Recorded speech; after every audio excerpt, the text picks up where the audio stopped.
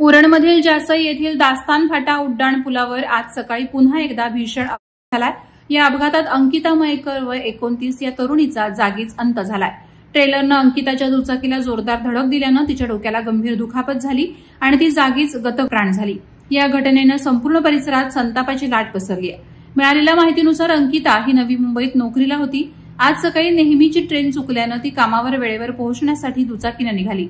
मात्र जासई उड्डाण पुलावर तिच्या दुचाकीला ट्रेलरनं जोरदार धडक दिली आणि तिचा जागीच अंत झाला। यापूर्वीही या उड्डाण पुलावर अनेक अपघात झाले असून हा पूल अपघातांचा हॉटस्पॉट ठरत आहे। उरण पोलीस ठाण्यात या प्रकरणी गुन्हा दाखल करण्यात आलाय। उरणमध्ये जेएनपीटी, ओएनजीसी, बीपीसीएल, एनईडी सारखे मोठे प्रकल्प असूनही जनतेसाठी सुसज्ज रुग्णालयाची सुविधा नाही। अंकिताला वेळेवर वैद्यकीय मदत मिळाली असती तर तिचा जीव वाचला असता का असा प्रश्न स्थानिकांना सतावत आहे। वारंवार होणाऱ्या अपघातांमुळे आणि मूलभूत सुविधांच्या अभावामुळे उरणकरांमध्ये प्रशासनाविरोधात तीव्र नाराजी आहे। वादळवारा लाईव्हसाठी घनश्याम कडू, उरण। नवी मुंबई व रायगड जिल्ह्यातील ताज्या बातम्या आणि घडामोडींसाठी सबस्क्राईब करा वादळवारा लाईव्ह चॅनल आणि दाबा बेल आयकॉन।